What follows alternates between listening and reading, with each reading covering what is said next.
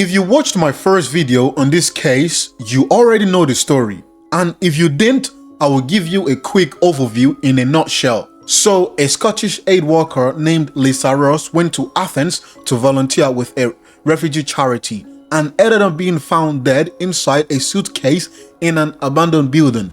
The link to the full video is in the description. Go watch that first. But today, I have some updates. And honestly, the more I find out about a man accused of killing her, the more things start smelling fishy. And I really mean that very fast. So the accused killer is a 26-year-old man named Sharif Ahmadzai. He's from Afghanistan and came to Greece as a refugee when he was 15 after being orphaned as a teenager. And here is where it immediately gets complicated, because Ahmadzai is not the kind of person you might expect him to be. He actually converted to Christianity and set up his own charity to help refugees. He was apparently a champion kickboxer back in Afghanistan, and he met Lisa through volunteering. They were both doing charity work with the same refugee group in Athens in February 2026.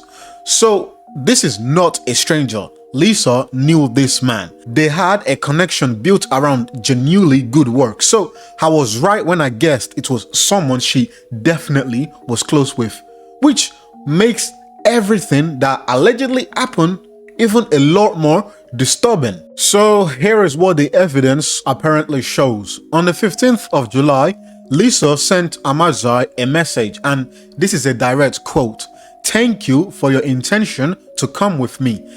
That same night, Ahmadzai's wife, an American woman named Elena Hall, then woke up to find her husband had left the apartment without warning. So she checked his location on her phone. It was at the apartment on Refno Street, Lisa's street. He told his wife he had gone to a cafe to watch football and stopped by to use toilet. She believed him at first. And if you have your third eye open, you can somewhat put together that this guy might actually not be innocent in this story. But that is just a guess again. Now, here is where Ahmadzai allegedly started doing things to cover his tracks. And honestly, this is the part that I am unable to simply look away from.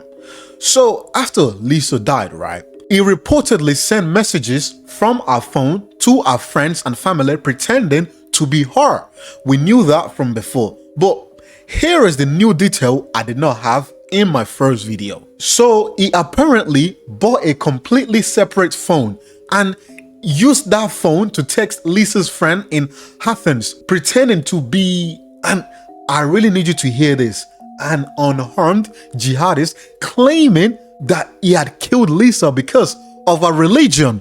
So he allegedly killed this woman, then pretended to be her on her phone. Then he bought a new phone to pretend to be a fictional terrorist who killed her for being Christian. Hey, I gotta say, be careful to all my Christians brethren. But now, this guy was also accused of using our bank cards to steal over 10,000 euros from an account. And then this is where it gets juicy.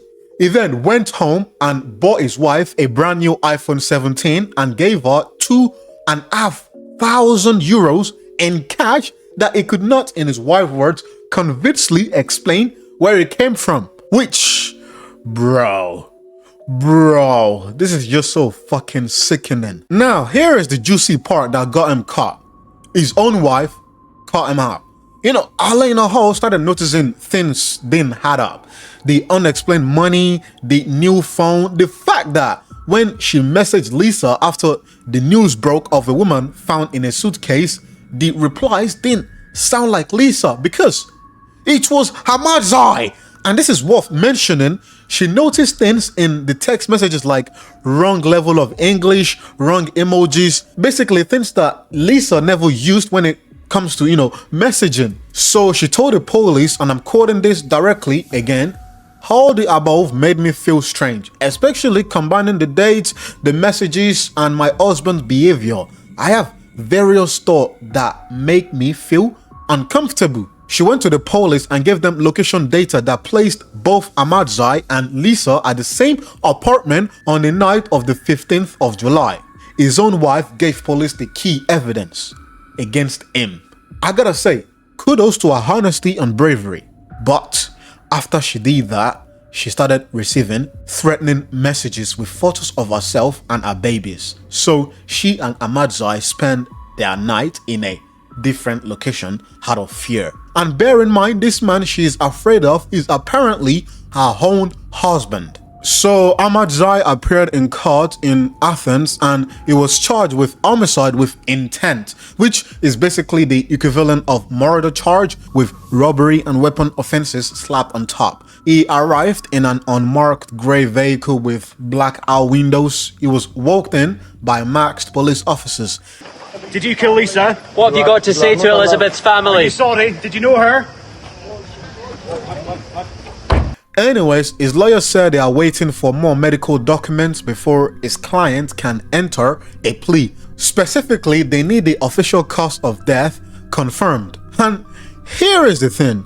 The cause of Lisa's death is still not formally established because no visible external injuries was found on her body. But following more detailed autopsy, asphyxiation has been listed as probable cause of death.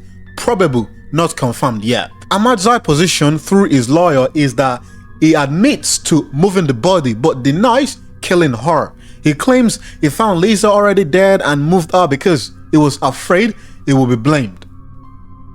Okay, so your explanation for putting a woman's body in the suitcase, carrying it to an abandoned building, using her bank cards, sending messages, pretending to be her, then pretending to be a jihadist who killed her for being Christian, and then buying your wife an iPhone 17 Pro with the cash you can't explain is that you were just trying to avoid being blamed for something you didn't do. Right. What can I say? Apparently, his trial could take up to 18 months to begin. He is remanded in custody until then. Anyways, Lisa's family put out a statement. They said, and I want to read this properly because it deserves that. Lisa will always be remembered by us as kind, principled, and selfless. Her integrity was absolute, and she dedicated her life to helping others in need. We are in deep pain and we ask for time and privacy as we come to terms with our loss. And honestly, I really do feel bad for the family because Lisa just went to Athens to help people. That is literally why she was there, just a genuinely kind person. Anyways, this is where the case stands right now. Still no confirmed cause of death. The trial is at least 18 months away. I will make another update when something significant changes.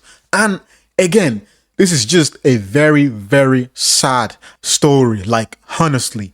And this story literally shook my soul and I can't just say enough what tragedy it is, honestly.